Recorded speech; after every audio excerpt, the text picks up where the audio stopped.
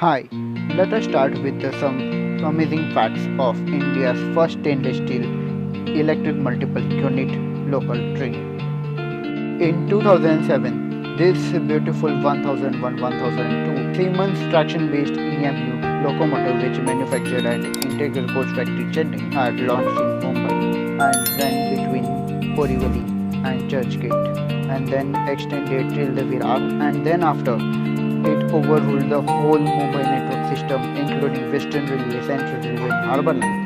But the situation of this first EMU locomotive is now running under Harbour Line between Mumbai Chhatrapati Shivaji Maharaj terminus and Vil, and also running between Chhatrapati Shivaji Maharaj terminus to Goregaon.